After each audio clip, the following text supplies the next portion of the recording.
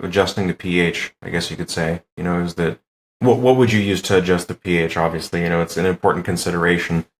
I do think that in some cases, like for your water in particular, if you have a lot of calcium carbonate or even sodium carbonate,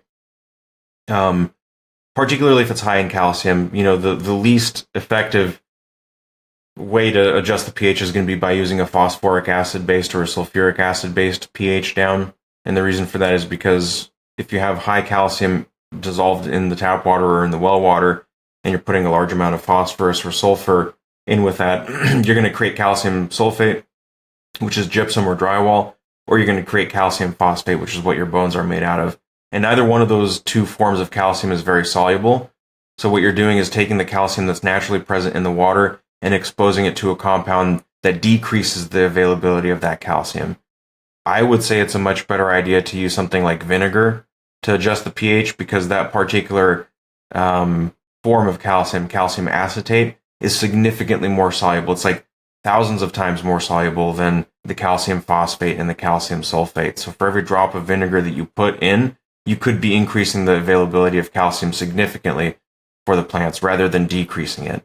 The other thing to consider too is that a lot of the interactions that organic acids have with carbonates is one that they'll attack chemically the carbonate bond itself, that the carbonate is bonded to a cation, and they'll attack that bond, free up that mineral, and effectively chelate it or complex it, and then the bicarbonate gets off-gassed to CO2 because of that chemical attack, if you will, that the proper pH down, like a vinegar-based pH down, would be able to afford.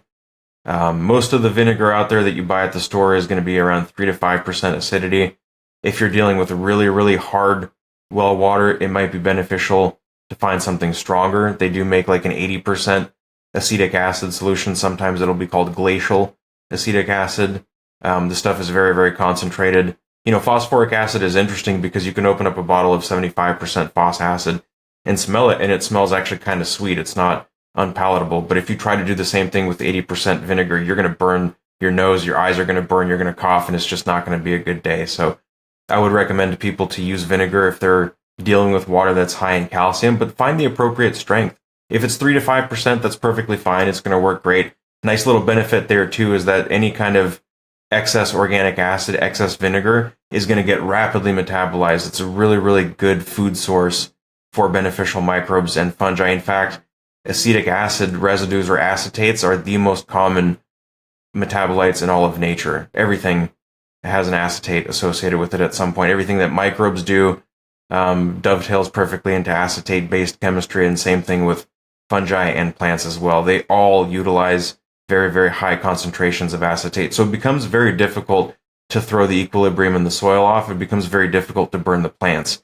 You could easily overdo it with something like a sulfuric acid or a nitric acid, phosphoric acid. You can really damage, if taken too far, you can really damage the physical and chemical properties of the soil plus the biological qualities of the soil. But the same thing is much harder to achieve when you're using organic acids like vinegar. It's so difficult to put too much in. Obviously, you'd have to really go overboard, but point being ultimately that there's a huge buffer range as far as what's safe and what's acceptable. I'm gonna have to switch to vinegar after hearing this one. Yeah, because that was one of the questions. Is a lot of growers swear that using some sort of organic or all natural pH adjuster is better than using like phosphoric acid, for example. Lemon juice was named. You talked about vinegar. Baking soda was also named. So you would generally recommend for folks to go after those sources versus synthetic sources? I would say in almost all cases, yeah, it makes a lot of sense to do it that way. And keep in mind too that the organic acids, like if you're using lemon juice, for example, or if you're using vinegar, those types of acids are quickly metabolized by almost all organisms on this planet. This is a really important consideration because when plants are exposed to high concentrations of these acids, they can take them up and they'll just burn them as extra fuel sources. It's not a problem for them to intake, pretty much everything that you throw at them and to be able to actually properly metabolize it. Plants have not evolved similar mechanisms to deal with high concentrations of phosphoric acid because it just doesn't exist out in nature. Like there's no such thing as phosphoric acid out in nature anywhere, but there is such a thing as vinegar and acetic acid and citric acid and ascorbic acid, which is what you're going to find inside of lemon juice, which is vitamin C basically. Citric acid is a little bit different. I think a lot of people associate citrus fruits with citric acid, and certainly citrus fruits produce some citric acid, but they primarily produce a different kind of acid called ascorbic acid, which is vitamin C, and that's the chief organic acid that they produce. But ascorbic acid is useful in plants. It's actually a fundamental in all plants that are grown anywhere on Earth. Ascorbic acid is one of the fundamental non-enzymatic antioxidants inside of a plant, meaning if you knock out ascorbic acid and you just prevent the plant from having it, there is no such thing as a plant cell anymore. It can't function without ascorbic acid. It's fundamental to the existence of a plant. So of course it makes sense if you supplement organic acids like vitamin C to the plants that they naturally have a very sophisticated way of dealing with it. They can funnel you, they can take it in, break it down, and then funnel that energy towards any number of things.